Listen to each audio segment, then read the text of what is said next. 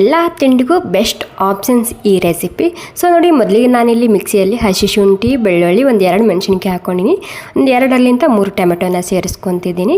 ಅದ್ರ ಜೊತೆಗೆ ಒಂದು ಅರ್ಧ ಕಪ್ ಆಗೋಷ್ಟು ಕೊತ್ತಂಬರಿ ಸೊಪ್ಪು ಹಾಕ್ಕೊಂಡು ನೀರು ಹಾಕ್ತೀನಿ. ಸ್ಮೂತಾಗಿ ರುಬ್ಕೊಂಡು ತೊಗೋಬೇಕು. ಇವಾಗ ನೋಡಿ, ರುಬ್ಕೊಂಡಾಗಿದೆ ಸ್ಮೂತಾಗಿ. ಇದನ್ನು ಸೈಡಿಗೆ ಎತ್ತಿಟ್ಕೊತಿದ್ದೀನಿ. ಇಲ್ಲಿ ಒಂದು 5 ಆಲೂಗಡ್ಡೆ ತೊಗೊಂಡಿದ್ದೀನಿ, ಮೀಡಿಯಮ್ ಸೈಜಿಂದು.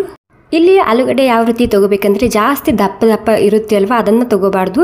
ಮೀಡಿಯಮ್ ಸೈಜಿಂದು ಅಥವಾ ಸಣ್ಣ ಸೈಜಿಂದ ಬರುತ್ತೆ ಅಲ್ವಾ, ಎಗ್ ಆಕಾರದಲ್ಲಿ, ಆ ರೀತಿ ಆಲೂಗಡ್ಡೆನ ತೊಗೋಬೋದು ನೀವಿಲ್ಲಿ. ಇವಾಗ ಎಲ್ಲನೂ ಈ ರೀತಿ ಸ್ವಲ್ಪ ದಪ್ಪ ಇರಲಿ, ಜಾಸ್ತಿ ತೆಳ ಕೂಡ ಕಟ್ ಮಾಡ್ಕೋಬಾರ್ದು. ಇವಾಗ ನೋಡಿ, ಎಲ್ಲನೂ ಇದೇ ರೀತಿಯಾಗಿ ಕಟ್ ಮಾಡ್ಕೊತಿದ್ದೀನಿ. ಮತ್ತು ನಿಮಗೆ ಎಗ್ ಇಷ್ಟ ಇದ್ದರೆ ಇಲ್ಲಿ ನೀವು ಆಲೂ ಬದಲಾಗಿ ಎಗ್ ಕೂಡ ಬಳಸ್ಕೋಬೋದು. ಎಗ್ ಹಾಕಿದರೆ ತುಂಬಾ ರುಚಿಯಾಗಿ ಬರುತ್ತೆ. ಸೊ ನಾವು ವೆಜ್, ಹೀಗಾಗಿ ನಾನಿಲ್ಲಿ ಆಲೂಗಡ್ಡೆ ಬಳಸ್ತಿದ್ದೀನಿ. ಓಕೆ, ಇವಾಗ ಎಲ್ಲ ಆಲೂಗಡ್ಡೆ ಇದೇ ರೀತಿ ಕಟ್ ಮಾಡ್ಕೊತಿದ್ದೀನಿ ನಾನು. ಜಾಸ್ತಿ ತೆಳು ಕೂಡ ಇರಬಾರ್ದು. ಚೀಪ್ಸ್ ಯಾವ ರೀತಿ ಕಟ್ ಮಾಡ್ಕೊತೀವಲ್ಲ, ಆ ರೀತಿ ಕಟ್ ಮಾಡ್ಕೋಬಾರ್ದು. ಸ್ವಲ್ಪ ದಪ್ಪನೇ ಇರಬೇಕು. ಇವಾಗ ಕಟ್ ಮಾಡ್ಕೊಂಡಾದ್ಮೇಲೆ ಇಲ್ಲಿ ಕಡಾಯಿನಲ್ಲಿ ಸ್ವಲ್ಪ ಎಣ್ಣೆ ಸೇರಿಸ್ತಿದ್ದೀನಿ. ಎಣ್ಣೆ ಬಿಸಿ ಆದಮೇಲೆ ಸಾಸಿವೆ, ದಾಲ್ಚಿನ್ನಿ ಮತ್ತು ಹಿಂಗೆ ಹಾಕೊತಿದ್ದೀನಿ ಸ್ವಲ್ಪನೇ. ಇವಾಗ ಇವೆಲ್ಲ ಸಾಮಗ್ರಿ ಹಾಕಿದ್ಮೇಲೆ ಸ್ವಲ್ಪ ಹುರ್ಕೊಂಡಾದ್ಮೇಲೆ ಈರುಳ್ಳಿ ಸೇರಿಸ್ತಿದ್ದೀನಿ. ಸಣ್ಣದಾಗಿ ಕಟ್ ಮಾಡ್ಕೊಂಡು ಹಾಕ್ಕೊಳ್ಳಿ ಈರುಳ್ಳಿ. 1-2 ಈರುಳ್ಳಿನ ಹಾಕ್ಕೊಂಡಿನಿಲ್ಲ ನಾನು. ಇವಾಗ ಈರುಳ್ಳಿ ಪೂರ್ತಿಯಾಗಿ ಕೆಂಪಾಗಬೇಕು.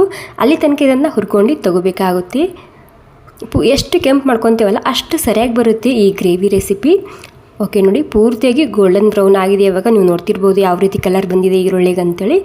ಈ ರೀತಿ ಈರುಳ್ಳಿ ಹುರ್ಕೊಂಡ್ರೆ ಯಾವುದೇ ಗ್ರೇವಿ ಇರಲಿ ತುಂಬಾ ಸರಿಯಾಗಿ ಬರುತ್ತೆ. ಇವಾಗ ನಾವು ಮಾಡಿದಂತಹ ಪೇಸ್ಟ್ ಹಾಕ್ಕೊತಿದ್ದೀನಿ. ರೆಡ್ ಖಾರದ ಪುಡಿ, ಧನಿಯಾ ಪೌಡರ, ಮತ್ತು ಸ್ವಲ್ಪನೇ ಅರಿಶಿನ ಸೇರಿಸ್ತಿದ್ದೀನಿ. ಮತ್ತು ಸ್ವಲ್ಪ ಜೀರಾ ಪೌಡರ್ ಹಾಕ್ಕೊತಿದ್ದೀನಿ. ಮತ್ತು 1-2 ಚಮಚ ಕಸೂರಿ ಮೇಥಿ ಹಾಕ್ತಿದ್ದೀನಿ. ಕಸೂರಿ ಮೇಥಿ ಇಲ್ಲ ಅಂದರೆ ಸ್ಕಿಪ್ ಕೂಡ ಮಾಡ್ಬೋದು. ಇದ್ರೆ ಹಾಕ್ಕೊಳ್ಳಿ, ತುಂಬಾ ಸರಿಯಾಗಿ ಬರುತ್ತೆ ಈ ಗ್ರೇವಿ. ಇವಾಗ ಏನಿಲ್ಲ, ಈ ಎಲ್ಲ ಮಸಾಲ ಹಾಕಿದ ಮೇಲೆ ಪೂರ್ತಿಯಾಗಿ ಎಣ್ಣೆ ಸಪ್ರೇಟ್ ಆಗಬೇಕು. ಅಲ್ಲಿ ತನಕ ಈ ಮಸಾಲ ಹುರ್ಕೋಬೇಕಾಗುತ್ತೆ. ಜಾಸ್ತಿ ಟೈಮ್ ಬೇಕಾಗಲ್ಲ. ಜಸ್ಟ್ ಒಂದು 5-6 ನಿಮಿಷದಲ್ಲಿ ಎಣ್ಣೆ ಸಪ್ರೇಟ್ ಆಗುತ್ತೆ ಈ ಎಲ್ಲ ಮಸಾಲದಲ್ಲಿ. ಒಂದು 3-4 ನಿಮಿಷದ್ದು ಮುಚ್ಚಿಡ್ತಿದ್ದೀನಿ. ಅಲ್ಲಿ ತನಕ ನಾನಿಲ್ಲಿ ಸ್ವಲ್ಪ ಮೊಸರು ತೊಗೊಂಡಿದ್ದೀನಿ. ಈ ಮೊಸರು ನೋಡಿ, ಈ ರೀತಿ ವಿಸ್ಕರ್ಲಿಂದ ಸ್ಮೂತ್ ಮಾಡ್ಕೋಬೇಕು. ಸ್ವಲ್ಪ ಗಟ್ಟಿ ಇದ್ದರೆ ಮೊಸರು ಅದನ್ನೇ ಬಳಸಿ. ನೋಡಿ, ಇವಾಗ ಪೂರ್ತಿಯಾಗಿ ಎಣ್ಣೆ ರಿಲೀಸ್ ಮಾಡ್ಕೊಂಡಿದೆ ಈ ಮಸಾಲ. ನೀವು ನೋಡ್ತಿರ್ಬೋದು ಎಷ್ಟು ಮಸ್ತಾಗಿ ಕಲರ್ ಬಂದಿದೆ ಅಂತೇಳಿ. ಇವಾಗ ಎಣ್ಣೆ ರಿಲೀಸ್ ಮಾಡ್ಕೊಂಡಾದ್ಮೇಲೆ ಗ್ಯಾಸ ಸ್ಲೋ ಮಾಡ್ಕೊತಿದ್ದೀನಿ. ಗ್ಯಾಸ್ ಸ್ಲೋ ಮಾಡ್ಕೊಂಡು ಈ ಮೊಸರನ್ನ ಸೇರಿಸ್ತಿದ್ದೀನಿ. ಮೊಸರು ಹಾಕುವಾಗ ಗ್ಯಾಸ ಸ್ಲೋನೇ ಇರಬೇಕು, ಅಥವಾ ಬಂದ್ ಮಾಡ್ಕೊಂಡು ಈ ಗ್ರೇವಿಯಲ್ಲಿ ಮಿಕ್ಸ್ ಮಾಡ್ಕೊಳ್ಳಿ. ನಿಮ್ಮ ಹತ್ರ ಈ ಗಟ್ಟಿಯಾಗಿರುವಂತಹ ಮೊಸರು ಇಲ್ಲ ಅಂದರೆ ನೀವೇನು ಮಾಡಿ, 1-2 3 ಚಮಚ ಹಾಲಿನ ಮೇನ್ ಕೆನೆ ಕೂಡ ಹಾಕೋಬೋದು ಇಲ್ಲಿ. ಇವಾಗ ನೋಡಿ, ಮತ್ತೆ ಮೊಸರು ಹಾಕಿದ ಮೇಲೆ ಎಣ್ಣೆ ಸಪ್ರೇಟ್ ಆಗಿದೆ. ಇವಾಗ ಒಂದು 3-4 ನಿಮಿಷ ಆಗೋ ತನಕ ಸ್ಲೋ ಗ್ಯಾಸ್ನಲ್ಲಿ ಬಿಟ್ಟಿದ್ದ ಪೂರ್ತಿ ಎಣ್ಣೆ ರಿಲೀಸ್ ಮಾಡ್ಕೊಂಡಿದ್ದೀವಿ. ನೀವು ನೋಡ್ತಿರ್ಬೋದು ಎಷ್ಟು ಮಸ್ತಾಗಿ ಬಂದಿದೆ ಅಂತೇಳಿ. ಸೊ ಮೊದಲೇ ಹೇಳಿದಾಗೆ ನೀವಿಲ್ಲಿ ಆಲೂಗಡ್ಡೆ ಬದಲಾಗಿ ನೀವಿಲ್ಲಿ ಎಗ್ ಕೂಡ ಹಾಕೋಬೋದು. ಬಾಯ್ಲ್ಡ್ ಎಗ್ ಇದೇ ರೀತಿ ಕಟ್ ಮಾಡ್ಕೊಂಡು ಸೇರಿಸ್ಕೊಳ್ಳಿ. ಇವಾಗ ಗ್ರೇವಿಗೆ ಎಷ್ಟು ಬೇಕು ಅಷ್ಟು ನೀರು ಸೇರಿಸ್ತಿದ್ದೀನಿ. ಅದ್ರ ಜೊತೆಗೆ ರುಚಿಗೆ ತಕ್ಕಷ್ಟು ಉಪ್ಪು ಕೂಡ ಸೇರಿಸ್ತಿದ್ದೀನಿ. ಉಪ್ಪು ಮತ್ತು ನೀರು ಹಾಕ್ಕೊಂಡು ಆದಮೇಲೆ ಇಲ್ಲಿ ಆಲೂಗಡ್ಡೆನ ಸೇರಿಸ್ತಿದ್ದೀನಿ. ಓಕೆ, ಇವಾಗ ಆಲೂಗಡ್ಡೆ ಹಾಕೊಂಡಾದ್ಮೇಲೆ ಗ್ರೇವಿಗೆ ನೋಡ್ಕೊಂಡು ನೀರನ್ನ ಹಾಕ್ಕೊಳ್ಳಿ. ಯಾವ ರೀತಿ ಬೇಕೋ ಆ ರೀತಿ ಅಡ್ಜಸ್ಟ್ ಮಾಡ್ಕೋಬೋದು ನೀವಿಲ್ಲಿ. ಇವಾಗ ಏನಿಲ್ಲ, ಎಲ್ಲನೂ ಮಿಕ್ಸ್ ಮಾಡ್ಕೋಬೇಕು ಅಷ್ಟೇ.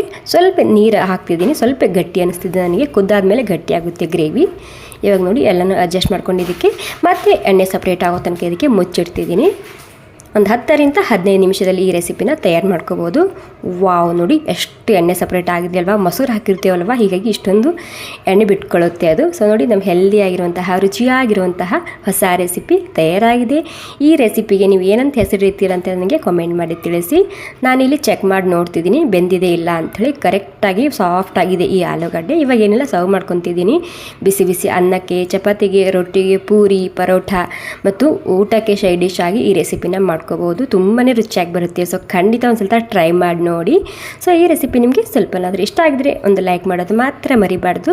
ಇಲ್ಲಿ ಮಹಾರಾಷ್ಟ್ರದಲ್ಲಿ ಆಲೂ ಟಿಕ್ಕಾ ಮಸಾಲಾ ರೆಸಿಪಿ ಅಂತ ಹೇಳೋದು ತುಂಬಾ ಸರಿಯಾಗಿ ಬರುತ್ತೆ. ಥ್ಯಾಂಕ್ ಯು ಸೋ ಮಚ್ ಎಲ್ರಿಗೂ.